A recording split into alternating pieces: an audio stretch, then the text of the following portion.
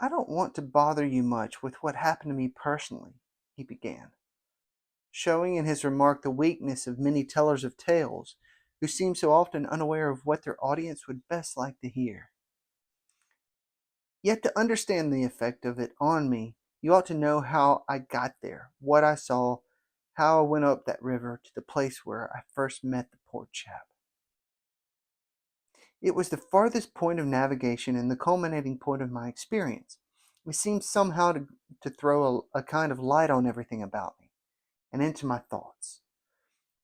It was somber enough, too, and pitiful, not extraordinary in any way, and not very clear either. No, not very clear, and yet it seemed to throw a kind of light.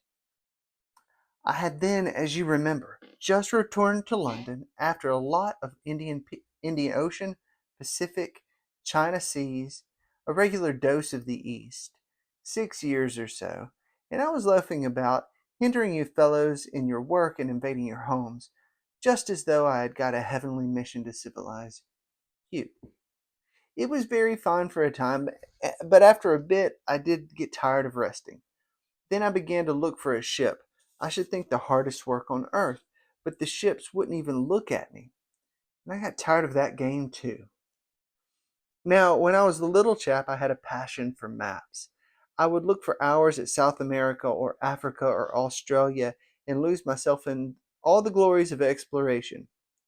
At that time, there were many blank spaces on the earth, and when I saw one that looked particularly inviting on a map, but they all looked that, I would put my finger on it and say, "When I grow up, I will go there." The North Pole was one of these places, I remember. Well, I haven't been there yet and shall not try now. The glamour's off. Other places were scattered about the equator and in every sort of latitude all over the two hemispheres. I've been in some of them, and, well, we won't talk about that. But there was one yet, the biggest, the most blank, so to speak, that I had a hankering after. True, by this time it was not a blank space any more. It had got filled since my boyhood with rivers and lakes and names. It had ceased to be a blank space of delightful mystery, a white patch for a boy to dream gloriously over. It had become a place of darkness. But there was in it one river especially, a mighty big river that you could see on the map resembling an immense snake uncoiled, with its head in the sea, its body at rest curving afar over a vast country, and its tail lost in the depths of the land. And as I looked at the map of it in a shop window, it fascinated me as a snake would a bird, a silly little bird. Then I remembered there was a big concern, a company for trade on that river. Dash it all, I thought to myself, they can't trade without using some kind of craft on that lot of fresh water. Steamboats! Why shouldn't I get a charge of one? I went along Fleet Street, but could not shake off the idea. The snake had charmed me. You understand it was a continental concern, that trading society. But I have a lot of relations living on the continent, because it's cheap and not so nasty as it looks, they say. I am sorry to own I began to worry them. This was already a fresh departure for me. I was not used to get things that way, you know. I had always went my own road and on my own legs where I had a mind to go. I wouldn't have believed it of myself, but then, you see, I felt somehow I must get there by hook or by crook. So I worried them. The men said, "My dear fellow," and did nothing. Then, would you believe it, I tried the women. I, Charlie Marlow, set the women to work to get a job. Heavens! Well, you see, the notion drove me. I had an aunt, and a dear, enthusiastic soul. She wrote, "It will be delightful. I am ready to do anything, anything for you. It is a glorious idea. I know the wife of a very high personage in the administration, and also a man who has lots of influence with, etc., etc." She was determined to make no end of fuss to get me appointed skipper of a river steamboat, if such was my fancy. I got my appointment, of course, and I got it very quick. It appears the company had received news that one of their captains had been killed in a scuffle with the natives. This was my chance, and it made me the more anxious to go. It was only months and months afterwards, when I made the attempt to recover what was left of the body, that I heard the original quarrel arose from a misunderstanding about some hens. Yes, two black hens. Freslevin, I don't know. That was the fellow's name, a Dane. Thought himself wronged somehow in the bargain, so he went ashore and started to hammer the chief of the village with a stick. Oh, it didn't surprise me in the least to hear this, and at the same time, to be told that Freslevin was the gentlest, quietest creature that had ever walked on two legs.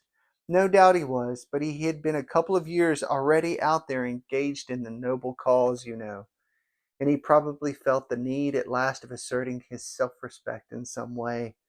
Therefore he whacked the old N-word mercilessly, while a big crowd of his people watched him, thunderstruck, till some man, I was told the chief's son, in desperation at hearing the old chap yell, made a tentative jab with a spear at the white man, and of course it went quite easily between his shoulder blades. Then the whole population cleared into the forest, expecting all kinds of calamities to happen, while on the other hand, the steamer for Slevin commanded left also in a bad panic, in charge of the engineer, I believe. Afterwards, nobody seemed to trouble much about Freeslevin's remains, till I got out and stepped into his shoes. I couldn't let it rest, though. But when an opportunity offered at last to meet my predecessor, the grass growing through his ribs was tall enough to hide his bones. They were all there. The supernatural being had not been touched after he fell, and the village was deserted. The huts gaped black, rotting, all askew within the fallen enclosures. A calamity had come to it, sure enough. The people had vanished. Mad terror had scattered them, men, women, and children through the bush, and they had never returned. What became of the hens, I don't know either. I should think the cause of progress got them anyhow. However, through this glorious affair, I got my appointment before I had fairly begun to hope for it. I flew around like mad to get ready, and before 48 hours, I was crossing the channel to show myself to my employers and sign the contract. In a very few hours, I arrived in a city that always makes me think of a whited sepulchre. Prejudice, no doubt. I had no difficulty in finding the company's offices. It was the biggest thing in the town, and everybody I met was full of it. They were going to run an oversea empire and make no end of coin by trade. A narrow and deserted street in deep shadow, high houses, innumerable windows with Venetian blinds, a dead silence, grass sprouting between the stones, imposing carriage archways right and left, immense double doors standing ponderously ajar. I slipped through one of these cracks, went up a swept and ungarnished staircase as arid as a desert, and opened the first door I came to. Two women, one fat and the other slim, sat on straw-bottomed chairs knitting black wool. The slim one got up and walked straight past me, still knitting with downcast eyes, and only just as I began to think of getting out of her way, as you would for a somnambulist, stood still and looked up. Her dress was as plain as an umbrella cover, and she turned round without a word and preceded me into a waiting room. I gave my name and looked about.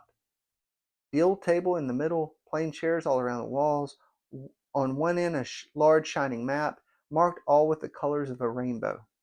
There was a vast amount of bread. Good to see at any time, because one knows that some real work is done in there. A deuce of a lot of blue, a little green, smears of orange, and on the east coast a purple patch, to show where the jolly pioneers of progress drink the jolly lager beer. However, I wasn't going to any of those. I was going into the yellow, dead in the center. And the river was there, fascinating, deadly, like a snake. Ugh! A door opened. A white-haired sectarial head, but wearing a compassionate expression, appeared, and a skinny forefinger beckoned me into the sanctuary. Its light was dim, and a heavy writing desk squatted in the middle. From behind the structure came out an impression of pale plumpness in a frock coat.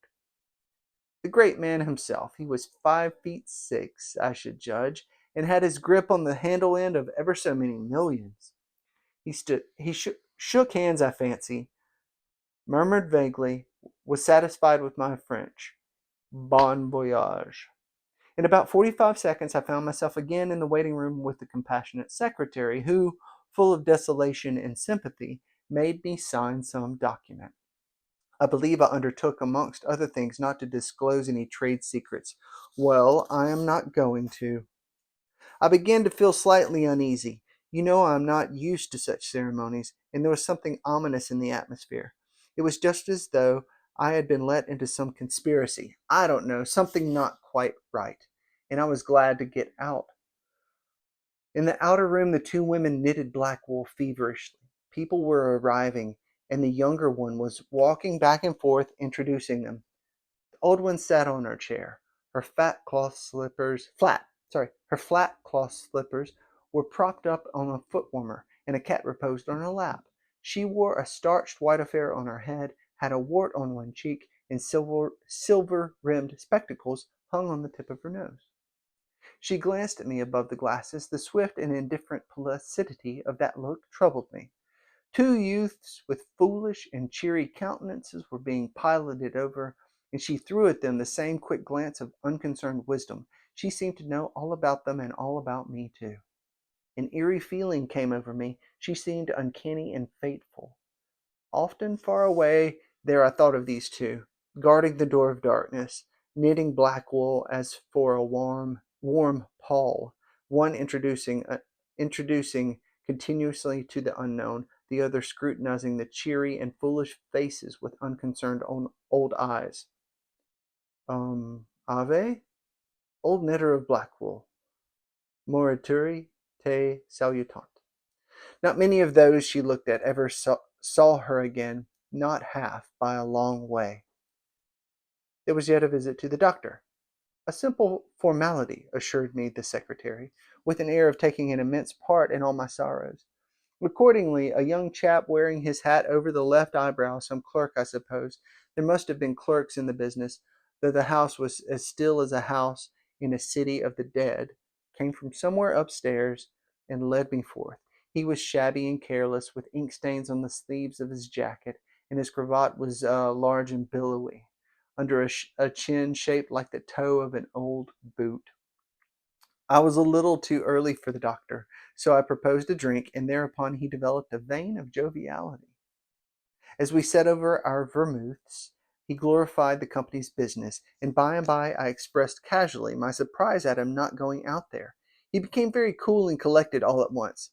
I am not such a fool as I look, quoth Plato to his disciples, he said sententiously, emptied his glass with great resolution, and we rose.